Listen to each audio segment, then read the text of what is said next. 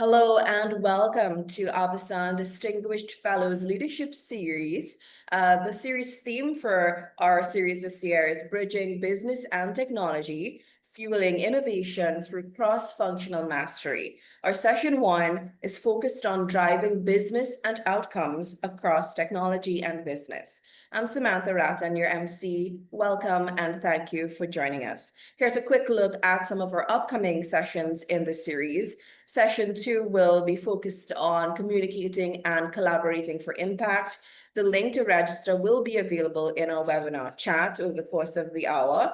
And our final session, session three, will be on upskilling for the future enterprise on Thursday, November 13th. You don't want to miss it. It is now my pleasure to introduce to you today's moderator, an Avasant Distinguished Fellow and Executive Director at Innovate at UCLA, Jim Rinaldi. Jim, it's over to you to take us forward. Thank you and welcome everyone. This is an honor to be able to open this series up with a distinguished panel as well. So I am going to be moderator and part participant because I think we're going to try to make this conversational, and hopefully that will work for our audience as well. So with that, myself, as you see the background I have, but I also was a former CIO. My last long-term job, which was my last full-time job, was CIO for Jet Propulsion Laboratory, which is part of Caltech and funded by NASA. So I gained a lot of experience there as well as in my career, and hopefully we can share and have that conversation today with the distinguished panelists as well. So Rob Devers is here, and Rob, would you introduce yourself and tell us a little bit more about your background and a little bit about how you manage and your expectations of working with business and driving outcomes. Okay, thanks, Jim. Well, hello, everybody. I'm Rob Devers. I'm the CIO of Majestic Realty. And just for some background, Majestic Realty is one of the country's largest private commercial real estate developers. Develop big things like the Crypto.com, Staples Center, and we do the full vertical integration of real estate from brokering, billion-dollar deals to construction. Once again, building big buildings. To finally the property management, commercial property management, usually, dealing with shopping centers or office parks or things of that nature. But my journey here, just about me, has been very, very circuitous. I always loved technology. There was one of two themes going on here. Always loved technology. Joined the Air Force to design satellites and rockets, and the Air Force said you'd make a great pilot. So I ended up being a pilot. But actually then I love technology, came back to the private world. And for me, technology, was often going to be in consulting. And this is actually what started to lead my overall other themes, transformation, looking what the business needs, and actually go from point A to point B in some major transformation.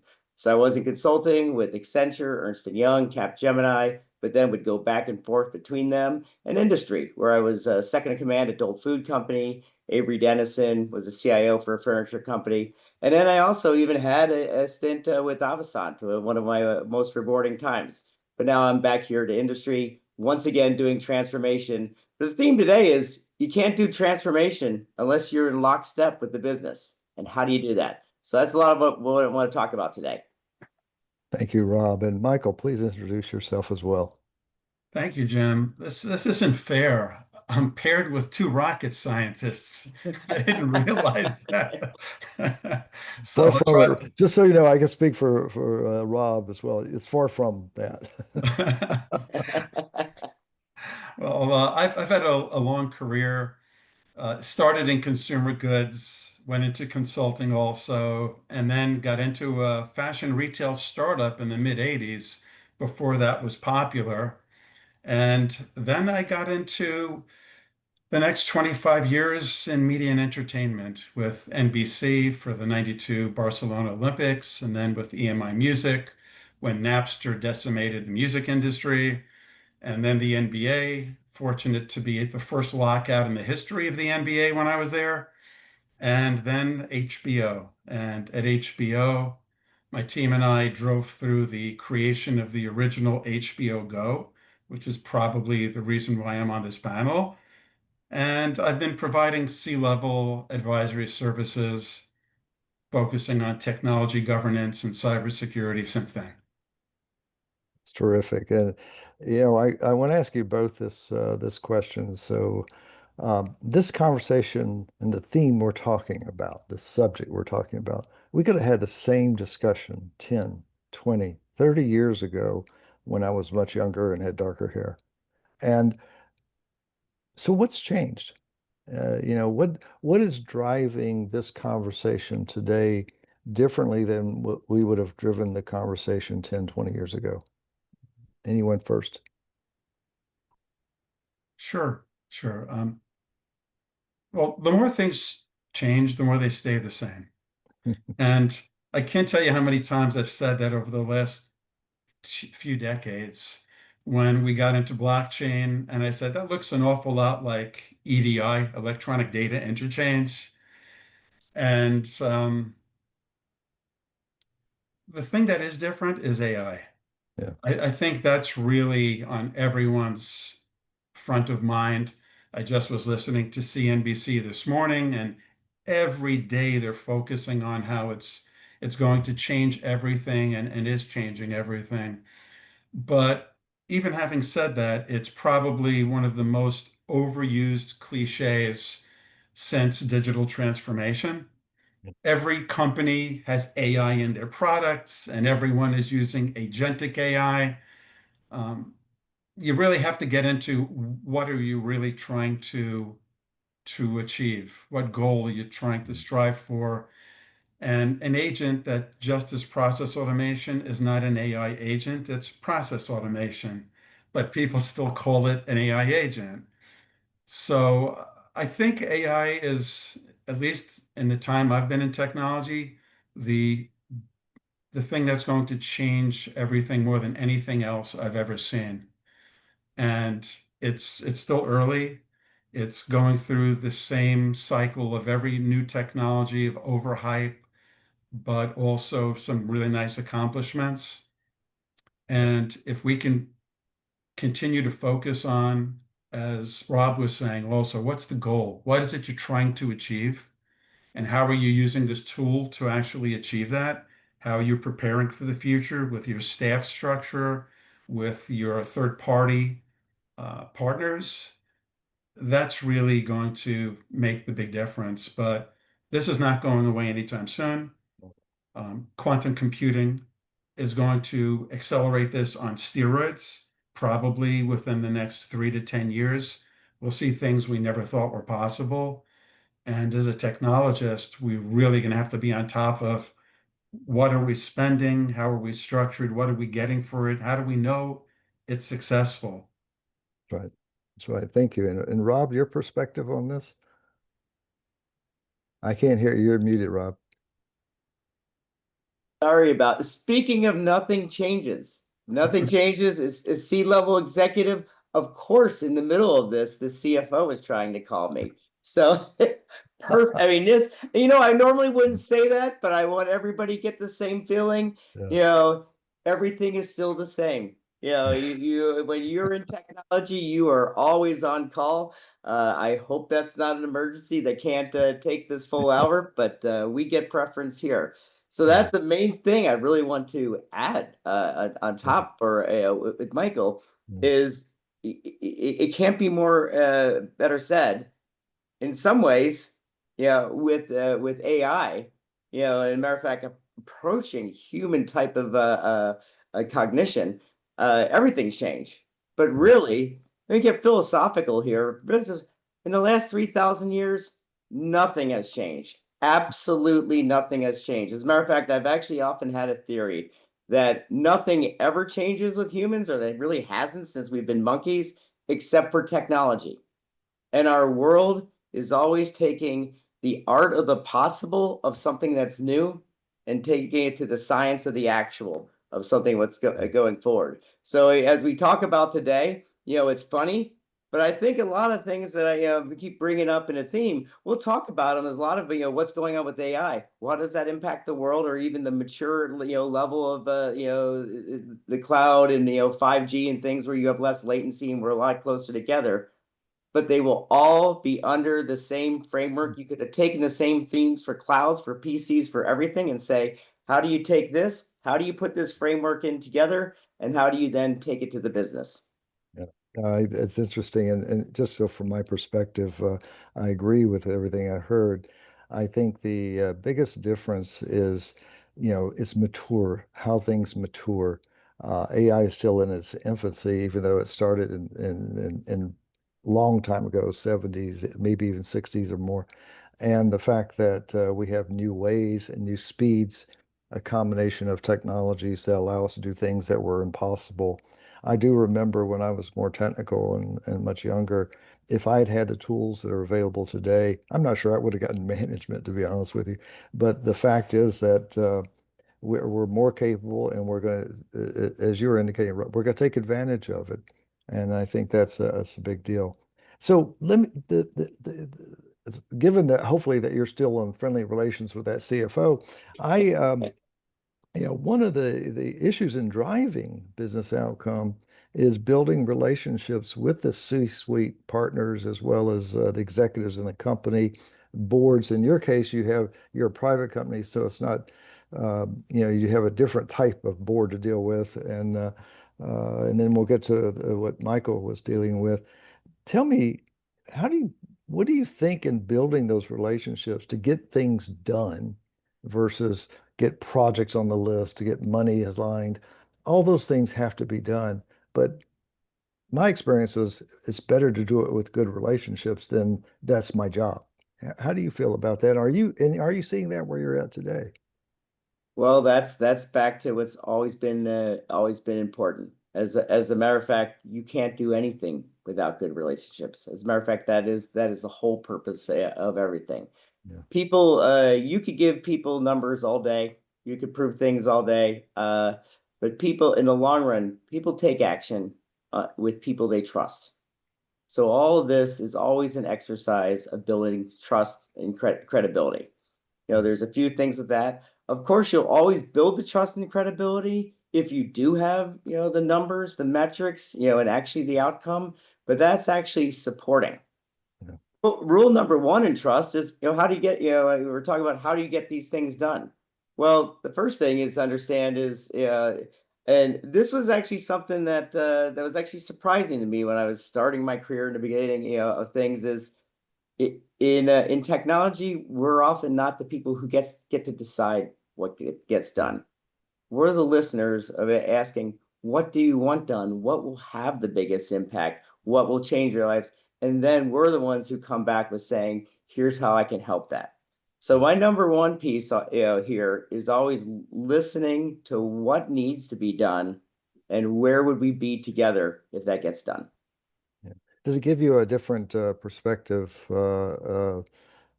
being with a private company versus a public company? You've been with both in terms of the demands and the on your time, attention, and basically getting things done. Does it? How can you contrast that for me? It is very, very different. And the interesting thing, a public company, even its nature, public, it's very outside facing. They, while there are the leaders, there might even be majority shareholders or things like that, and the things they want done, they at least are socialized on the outside pressures. But I mean, outside good pressures, saying, "Oh, this is available, that's available." So there's a bit more of an awareness and maybe a bit more of an imperative, to keep up with the Joneses of, "Hey, here's what's going on the outside. Get this done right away." Way back in the day, I heard everybody wants to go to cloud, so let's all go to the cloud. Like, whoa, whoa, whoa, wait a minute, why do we want to do that? So often in a public company, you're clarifying thoughts, and they're coming from externally, and you're creating that filter of what people want. What do you really want to do? Where can we put that together? In a private company, especially ones like this is a private company mostly owned by a family. who made a decent profit for over the years, over decades. So they're self-contained. Your role changes a bit here.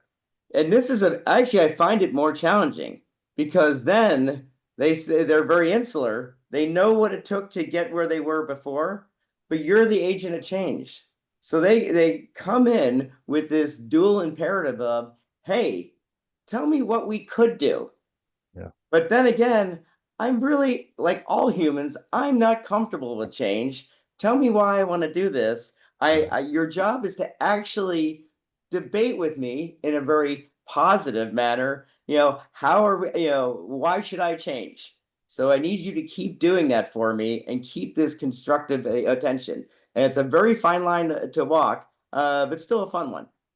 That's fascinating. And Michael, your perspective on this as well, given where you worked and the boards you had to deal with and the executives you had to deal with. I know, LA area is a hub of many entertainment companies, and the CIOs of those all have struggle with, they have to implement a ERP system, but also get right to the product of what the company is doing. And every one of them today has been challenged with what's our AI strategy, which I find amusing, but it's an important question. And what do you think? How do you deal with these kind of things with HBO and even NBA, which is a taller clientele? Yeah, the NBA was different when David Stern was there. I actually knew Adam when I worked there. I didn't keep in touch with him, so this is nothing to do with the conversation. But I'm going to tell everyone I can't again tell you how many times there were people I worked with that I didn't keep in touch with just because life takes over, new jobs Yeah, take over. That I wish I did keep in touch with because I would yeah. get much better NBA tickets now if I was still in touch with Adam. Absolutely. So, But so you're, on yeah, topic. yeah, Um, your relationships and how'd you build those relationships? And, it's not easy. Everybody has a different personality. So tell us some of and also some of the wisdom that you bring out of that, just sort of like Rob did, is what do you think people who are either in position today or going, maybe have a career path into position, how they should think about these relationships and build them? yeah, I totally agreed with what Rob said. And to add to it, what I've found and I try to avoid is being the technology evangelist. What business people hate, probably more than almost anything, is when the tech people come to them with, this is how this new fill in the blank technology is going to change your business and improve things, without understanding what it is they're trying to achieve. They Yeah. don't want that to be the lead in because we're talking about things we may not understand in terms of what really matters to them. So Rob was talking about this. Understanding their priorities is key. And I made sure, depending on how involved technology was in the different parts of the company, to meet with the leaders. It would be C-level and department head level, either monthly or quarterly or semi-annually, but never less than that. Well, actually, it was less than that internationally. I would travel once a year to the international offices, HBO Asia and Central Europe and Latin America, just to make sure I was there. And that was another thing. You need to be where the people are. Remote work is nice, but you don't form bonds with remote work. You don't break bread, that way. So being where they are, if you have the opportunity to do that, whether it's on another floor in your building or another location in your city or another location further away, showing them that they matter, showing them that it matters enough that you're going to take time from your life to go to where they are, to ask them about how things are going and what their priorities are and what their concerns are, to update them on things that maybe others are doing in the company that they may not know, whether technological or not, and listen to them and learn from them. And then, as Rob said, absolutely, that's the time to then try to introduce maybe a few things, not too many, that you think might be able to help them and to understand how they want to be involved in that or not, and who in their group should be involved in that, rather than deciding that for them. One of the things I notice in the role I have, I get to meet with a lot of CIOs, and whether they're new in position or transfer, there's a lot of transformation going on in terms of finding new jobs and moving around, and which is healthy in the long run. Um, but at the same time, people land in new companies and or companies that are new to them. And one of the things I try to advise people is to learn the language of the company you're going to. Understand how they communicate with each other so that you can be more effective in your communication. Because your prior communication may have been good for the last company, maybe not, but maybe so. But this company has different things. And I know when I got to JPL, I didn't understand a word these people were saying. And it was actually quite frightening because I was in the outs. I didn't know. And so when I took the time and got a little bit of coaching from my leadership that I could learn, what they really meant. I've worked with scientists before. Scientists are easy. I mean, prima donna sometimes, but easy. But the executives at JPL and Caltech, but quite frankly, you had to learn a different language and how to be effective in your communication. It was something I learned out of that. With that said, we have a question that came in, and I think I'll throw it out to you. How are you getting your org prioritizing new AI transformational initiatives and from a governance point of view? And either one of you want to try that one? Rob, you probably have some of these going on. Sure. Well, there's two parts to this. Yeah. How are we getting the organization to adopt, use, or get value out of AI, and the governance portion? And there are two really two very big things. I mean, AI is so new, but it's so powerful. It has, unlike the traditional hype curve where things take a while and they go through that trough of disillusionment. People, in the front end with chatbots and things like that can use AI right now, and the potential is unlimited.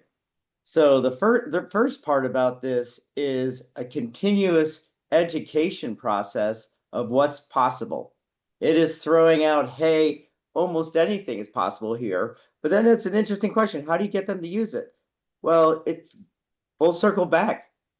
They only need, they should only be using it when they want to use it, when they need to use it. It's basically, hey, what are the things that you want to do? And here's the things that are available in using it. So it's basically starting with an education process of here's the whole sphere of what's possible. Let's start now working together in how you want to use it and what it will take to do that. But then this brings up the other piece, governance. First of all, you don't even have to help people use it. You don't have to help them at all. It's the second this came out, somebody started playing around with ChatGPT. It was in everybody's company right away. They can use it for free. They are going 1,000,000 miles a minute. The cows are out of the barn. They're running down the street. And so at this point, I mean, for almost coining a new term, you have to do something that I call agile governance. It's already happening. So what guideposts, what frames can you put along the way to at least statistically put something, in a more controlled fashion? I mean, that was the first thing I did. I'm actually been here a year, but I was here the second day, and I just said, I knew usually I want to listen first, but I said, okay, I'm going to put out an AI policy. And it was very general. It was very broad, but the main point of why I put it out is so that everybody would know where it was, so that we could look and keep feeding back and forth. No, Rob, that won't work. That's too constraining. No, Rob, this will work, and that is constraining. So the answer of this is it's time. We're going to have to get used to even more uncertainty and actually have more of an agile, iterative approach when you go back and forth to what's a benefit to the business and what's actually going to create a risk. So and that the last part about that is socializing with the executive level, saying, hey, something's going to probably blow up here. Hopefully, though, we get whatever $100 million of value, and something blows up that's worth a million negative, and then we net those things out and we keep going forward. Please be with me on that journey. I mean, but the last thing, and then if we get to blocking and tackling, and I'm still going through this, the way things stay the same. AI is looking at a sphere of unstructured data. We have a ton of data, but the point is you need to actually have very deep data governance, because what your AI is peering into, if you tied it to everything that the company has, then everybody could know everything, and you don't want to do that. But then again, you want a lot. I'm actually still developing that. I'm going back and looking at the most old school data governance people and saying, how do you do this? How do you segment things out? So that's the technical side. That's interesting. I love it. And Michael, I can't imagine when you were launching HBO Go or some of the key initiatives that you had to be in line with the business executives who cared about that and owned it, and you were driving the change with them. How did that go, and what were some of the, I mean, I'm sure you had other demands. We always have other demands, and all of a sudden this is the top priority until somebody else has another top priority. Maybe the CEO, maybe everybody's priority is important. How'd you deal with that? Oh, this was really, really interesting. Before I actually went to HBO, when I was being interviewed by the CEO and CFO, I asked them how they felt about digital video distribution and HBO's role in that. This was 1999.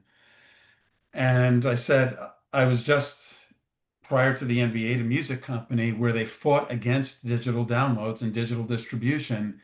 They didn't want to get away from selling albums. They didn't want to go to sell singles for many reasons that most people are aware of. And it almost destroyed their industry.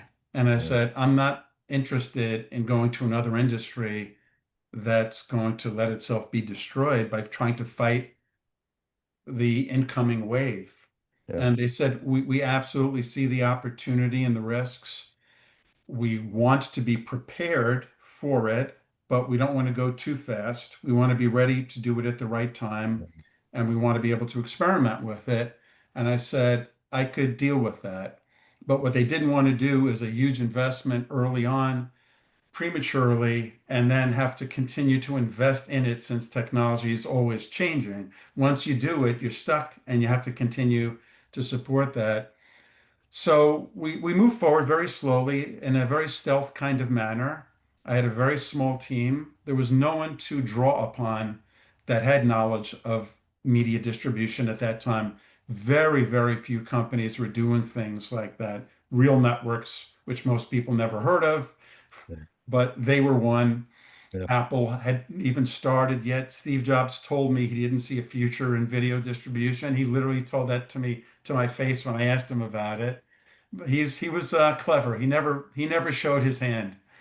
And we moved forward, but at a meeting with the CEO's direct reports, the general counsel of HBO stood up and pointed at me and said, "You're going to destroy a $3 billion business," when we started talking about HBO Go and what we Wow. were starting to do. And it's like, yeah, that's what I woke up today planning to do. I'm a plant from Showtime. And he was afraid because his role was protecting the company. Yeah. He was the head of business affairs. He became a general counsel later, but business affairs is there to protect our Yeah. product. They do all the contracts with distribution, with the Right. studios. So his role was to protect. Well, this really was a very disruptive thing, and it was tough. A lot of people were against the new business. Anyone that's read The Innovator's Dilemma Yeah. understands that Yeah. the new business is uncertain. It's going to change things, and it may be better, but it also might be worse. Yeah. And worse could be roles are no longer needed. The president of HBO Home Video was distributing DVDs and making a lot of money for HBO and for himself. Very smart guy. I liked him a lot. But what's his job with digital distribution? Is he now going to get that? Or is it going to go to affiliate distribution? So there were going to be business changes, organizational changes. I spent a lot of my time just talking to people, getting them involved, understanding their concerns, how it was going to change business process flows, roles, how we were going to continue to support the current business, which was paying our salaries when this new business wasn't even out of the gate yet, and how to protect our business relationships. Can you see that happening even more frequently today with the fact that startups can create a new company based on AI, based on agentic AI, based on, and one thing you're both hinting upon, and I'll drive this question through, is business processes are part of any transformation, but are also part of the things that we're seeing that want to drive a different outcome, the theme of our topic today. The sense that it's not just the technology, it's how are you going to change how we do things. And as Rob said earlier, people don't like that. And you got to think about the worst first person people you need to think about is your customers. Hopefully they like it. Second is, certainly the people who have to live with it and manage it. But if you were doing the things you did then, and you had the technology you have today, can you tell us what would you do different? Some things I would do different because there were situations where a handful of people were very fearful of their jobs, their departments being disintermediated, being no longer necessary. And I ended up sometimes getting into heated discussions with them about, first of all, it's not technology that's just doing this. The CEO and CFO are behind it. They're the ones that are funding this. They're the ones that want us to go in this direction. I'm just supporting that direction. But I would have spent more time trying to understand their concerns and what we could do to try to alleviate it, knowing you can't change where things are going to go in terms of an industry like that, but you can try to make them understand what are the things that they might be able to do to protect their importance, their involvement in leading that change and being part of that change, and also understanding the risks and how you can monitor that so that if their biggest fears do start to come to fruition, try to mitigate it.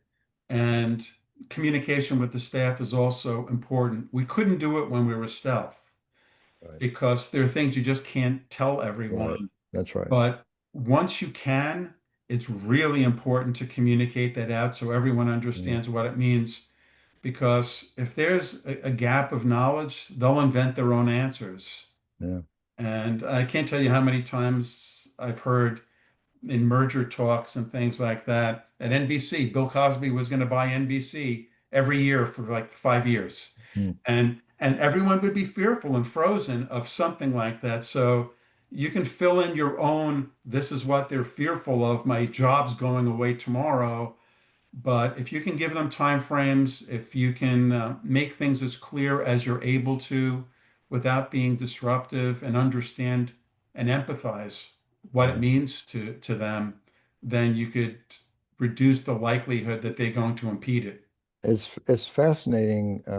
I know the outcomes that executives want are different today in many ways. You mentioned CNBC, and I watch that in the mornings, and what I learn is trends that CEOs care about.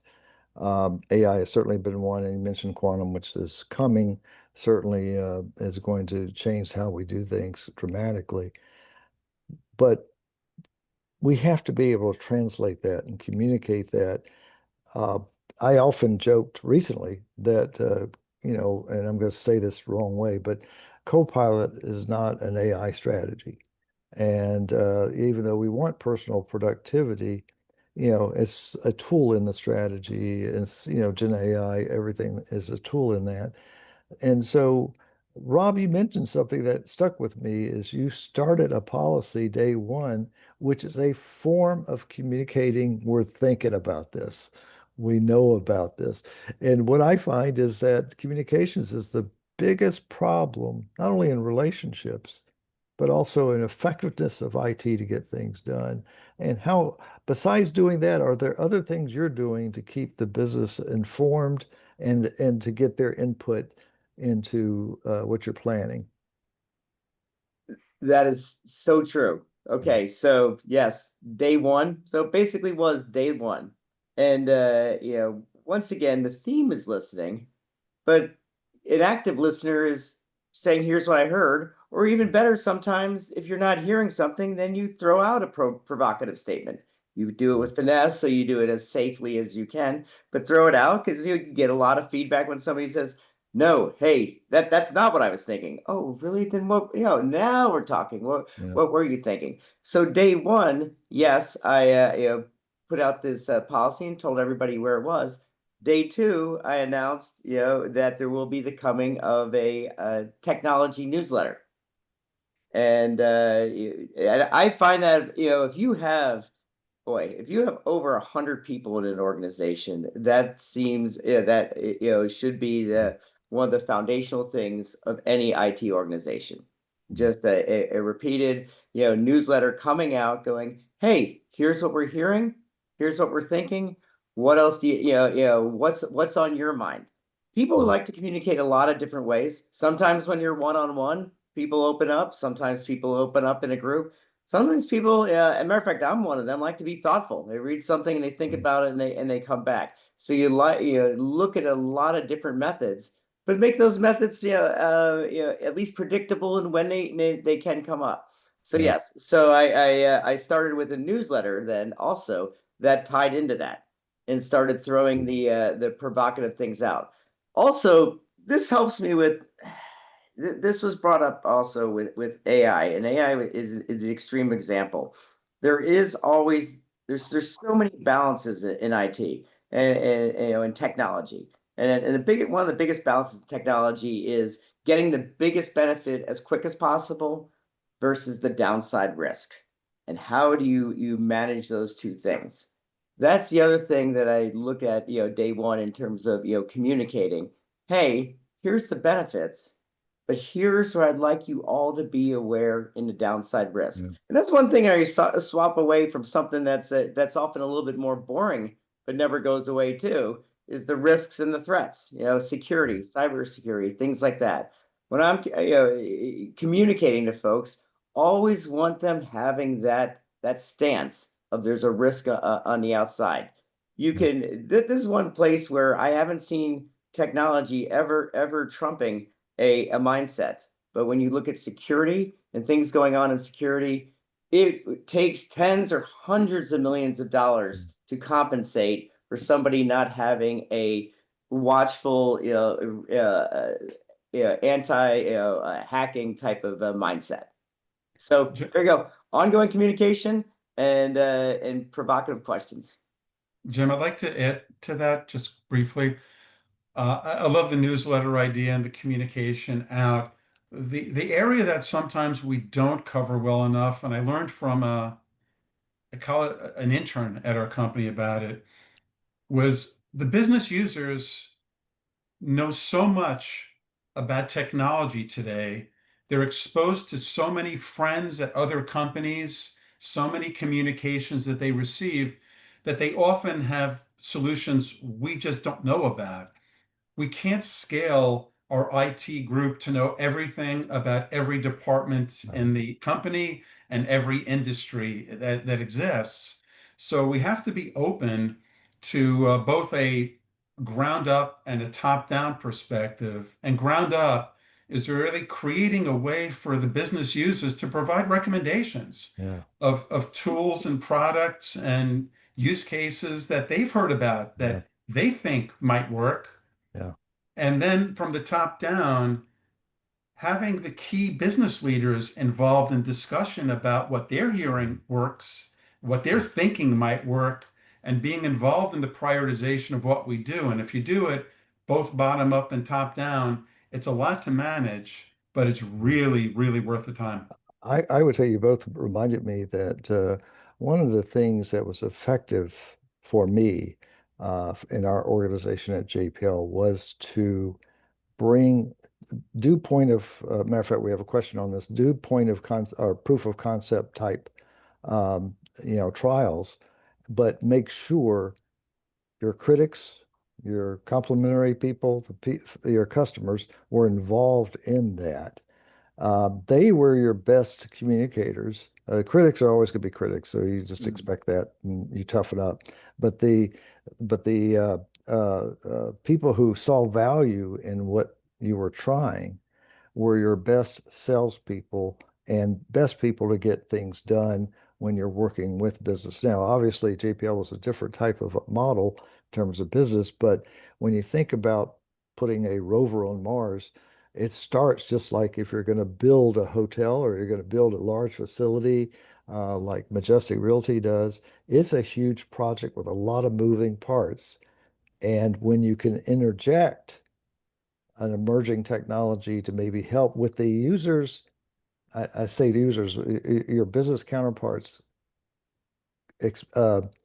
inspiration and wanting to see that done, it's the chance of an outcome being much better is so great. And so it's again another form of communication, but it's really working with and getting your clientele to work with you. And sometimes that could be external customers as well, depending on how you work. So I don't know. That's to me, the newer technology has allowed us to something that's been very difficult before. You had to build structures to get answers. And now you can value your data differently than you have before and get answers out of that data much easier than you could before. That changes the game. And so let me ask you this, there's a lot of talk going around about, the jobs are going to be eliminated, the fear of this and that. Every time we justified an IT project in my career, not just at JPL, in my career, we were going to eliminate everybody. And it turns out we never eliminated anybody. We just added more people. And so the justification was on the ROI was not really labor driven. And today it seems like that fear is, again, a communication issue and a misunderstanding, but it is going to add disruption to the workforce and also complement the workforce in terms of its ability to get things done. What do you guys see in that? Are you seeing that start at your companies and your some of the places, Michael, you consult with? What are you seeing? Rob, start with you. Michael, I'd like you to go first because I do spoiler. I'm going to take what's usually a contrarian view to what I've ever heard when I'm in panels like this. So go ahead. Interesting. I'm curious to see what you're going to come up with. So I'm going to take I'm going to create a very controversial statement, and people may disagree with it. I think there are going to be two jobs and we're talking about corporate America kind of jobs, not manual labor, but two kinds of jobs. Those that utilize AI to improve how they do things, both in terms of speed and quality, and those whose jobs get replaced by AI. And I'll just leave it with that. You're either going to be using it and improving things, or you're going to be replaced by it as a general statement. So I'll keep that out there for attack.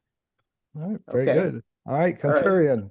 Okay, contrarian, because you're hitting on the essence, and we through our career, all of us, our hair's thinning a little bit. We've been around for a while, so we've hit this question. Like we're saying, things always, the more things change, the more they stay the same, again and again and again. They're always the technology question of, oh, what do we do with this new technology? Is it going to replace everybody?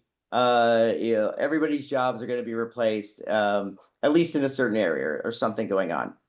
And then we actually always, when we have this discussion, always go back and astute observers of history will sit there and say, you know what? This has been a discussion for 3,000 years. This has always been, hey, the wheel. Oh, I want more people dragging something. Oh, I mean, you could find a corollary everywhere. I'm sure there's Roman documents of this. It goes on, and of course, every time here. And usually, always what happens is the jobs come back. They're actually now leveraging, like yeah, Michael, in the future, leveraging the technology. You learn how to leverage the technology, or you're doing something even less valuable, but you're leveraging it. People's quality of life is better, and the bar is raised. Interestingly enough, people don't work less, just the bar is raised. For example, when washing machines came out, people didn't have a lot less washing work. They just didn't wear dirty clothes as often. So the bar keeps getting raised. Yeah. Well, now I set the foundation, but that's not the contrarian view. I could say the same thing about horses. For 3,000 years, new technology came out, their lives got better, their impact got better, and they actually they were part of the mankind, extended animal, experience up there with dogs and things. And so they were there, and it kept changing until 1910, until cars. And finally they hit their wall. 95% of the horse population has disappeared, and they have just basically their entertainment or extreme niche. I think we're actually coming to the age of where the horses. Mm-hmm. And we will be at a point, yes, I completely agree with Michael, that we are going to get to the point where you're working with AI, where the 5% of the horses left, or you're not working at all. So I think, granted, this will probably take a decade as opposed to 5 or 2 years. So there might be some micro iterations that will come out. But I think we need to start looking at what that world will look like when we're hyper productive with very little effort. Yeah, I don't think have an that's answer there. yeah, I think that's first of all, I've sold all my stock in buggy whip companies. Yeah. The other is we did get a request so in the chat, so I'll just go ahead and say it now. If you, all three of us are on LinkedIn, so you could find us pretty easily if you want to connect to us and ask further questions. Pay particular attention to Rob's. Evidently, it goes back 3,000 years. So, so he's got a longer history in work than I realized.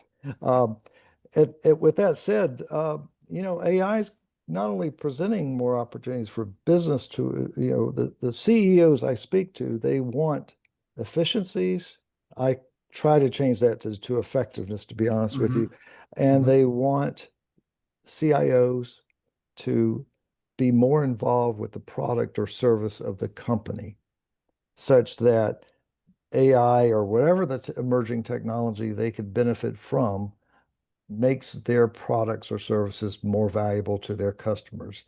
And CIOs traditionally, not today, but traditionally, were not geared for that, or didn't have that kind of bent to them if they come up technically and things of that nature.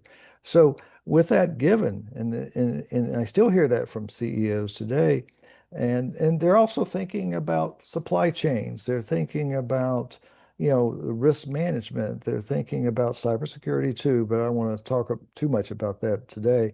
But those are the things that people are thinking about. And we are the people, IT people are the people who should understand the capabilities of the technology and what can really happen. And so I would ask Michael, your view on that, and are you seeing that in some of the things you do? Yeah, so it's a good point.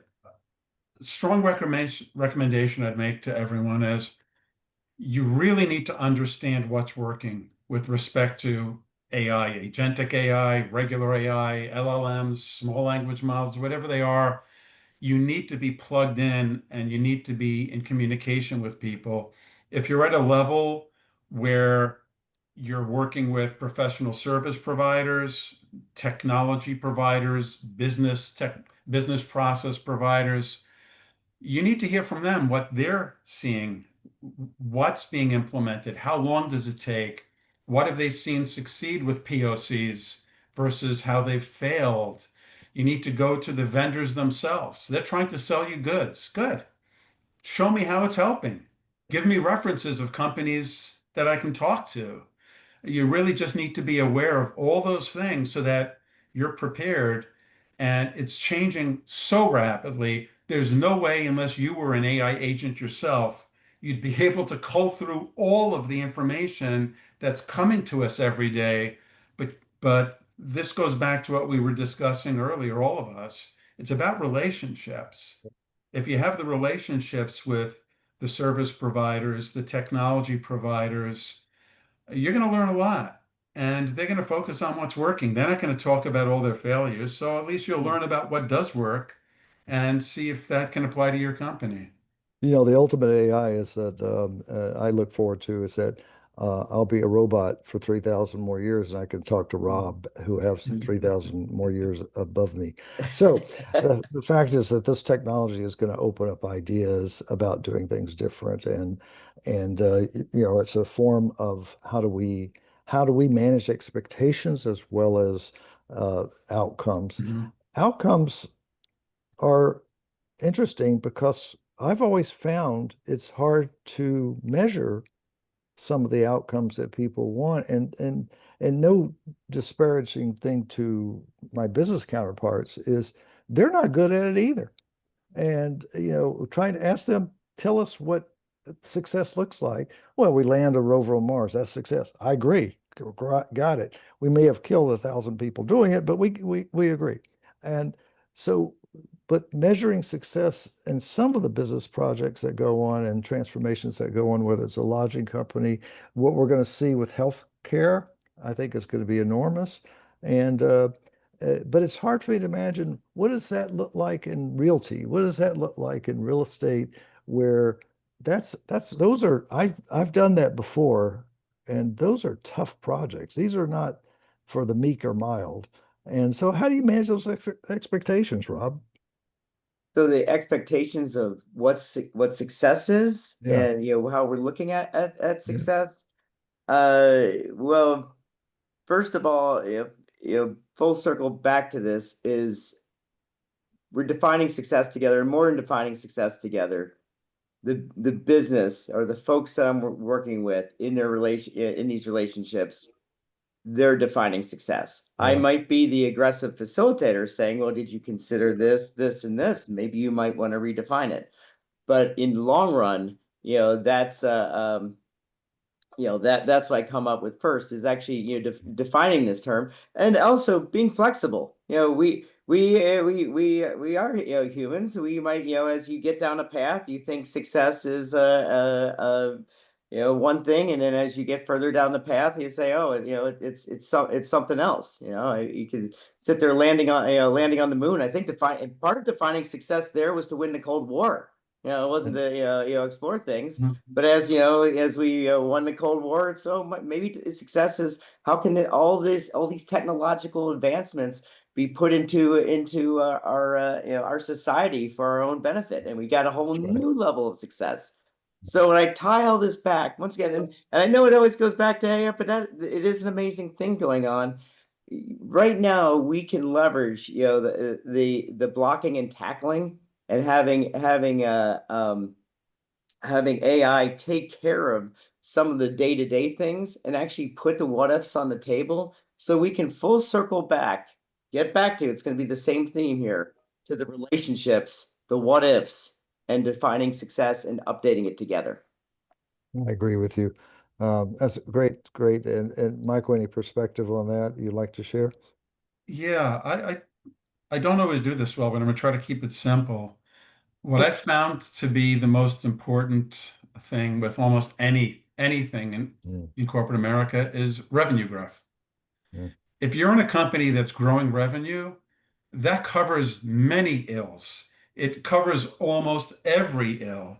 If you're involved in projects that are growing your company's revenue, whether it's accelerating existing product sales or introduction of new products, that is always the priority I've seen in corporate America. Mm. Saving money is good and nice, but if you're saving money and your revenues are flat or declining, that's not a good business, and that's not going to get the most attention. And if you're growing, you can always then do cost cutting afterwards. So I would really put a big focus on revenue growth in terms of anything that matters to most parts of the company, not all. So there are some things, and I really liked how you put that because there are things now when I'm looking at a company, not from an investment standpoint, but from technology review or what their priorities are. This is where AI comes in very helpful, and I'm not sure everybody knows how to do this, but analyze their quarterly reports, analyze if they're a public company, analyze their 10K, look what they're saying. And if you're going to do any consulting with it, by the way, I had to learn how to be a consultant. I didn't know how to do that. I only knew how to be a CIO.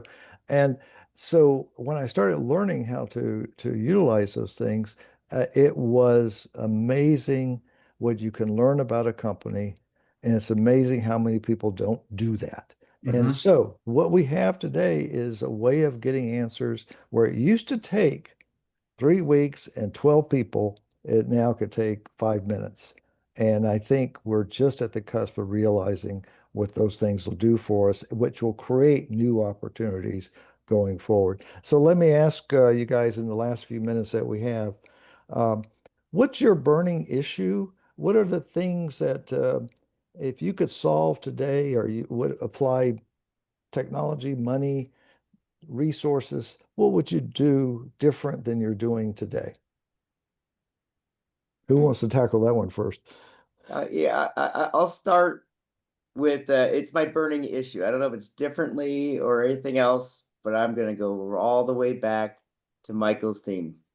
The more things change, the more they stay the same. So I find every one of my most of my challenges in life go back to simple execution, simple planning, simple boring things. Because it's Mhm. fun to get out there and make the vision. It's fun to get going there, and it's harder work. It's harder brain power work to cut through all the noise and have a relationship with a C-level executive or a broker or somebody who's doing a $1 million or $1 billion, I should say, deal. But the Yeah. bigger challenge then is pushing it all the way through. And for some reason, that's not a conversation people like having. When you're in the Mhm. boring part, it's how do you push the boring through and sell the boring in the execution of day to day. You know what? This is a perfect place to lead off because I would like to do a whole hour on that. But that's the burning question right now. Very good. Excellent. Michael? I could add, yeah, I could add to that in an example that actually mattered for this. It would be in using the AI tools that are out there that could help me do things better. I don't do that well enough. I had a photo I provided for this session that was a little hazy, and Samantha's like, that's not good enough. I heard about Remini through chat. Actually, it was Claude.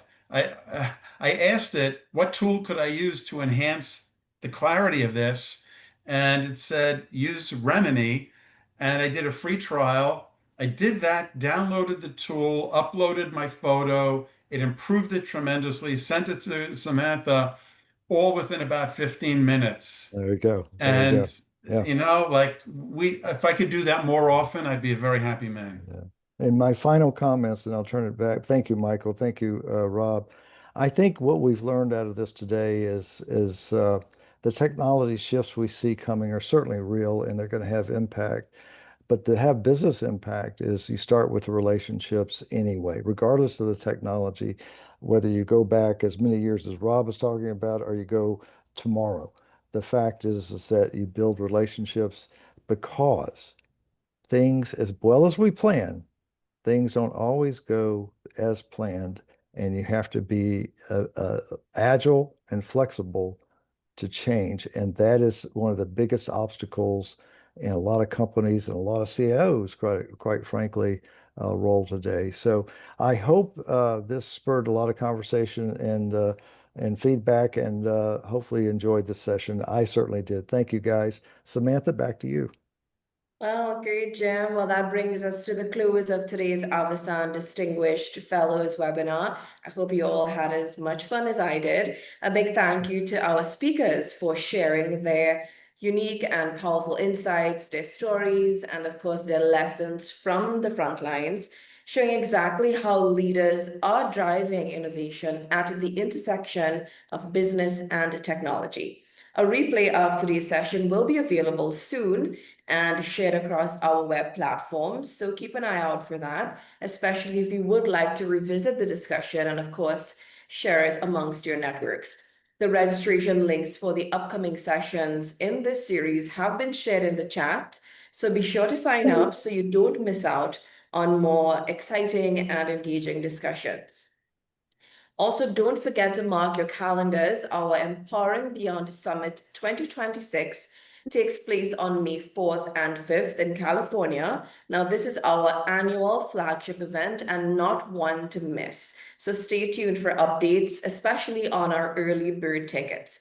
It's been wonderful having you with us today. Thank you for your time, and we look forward to seeing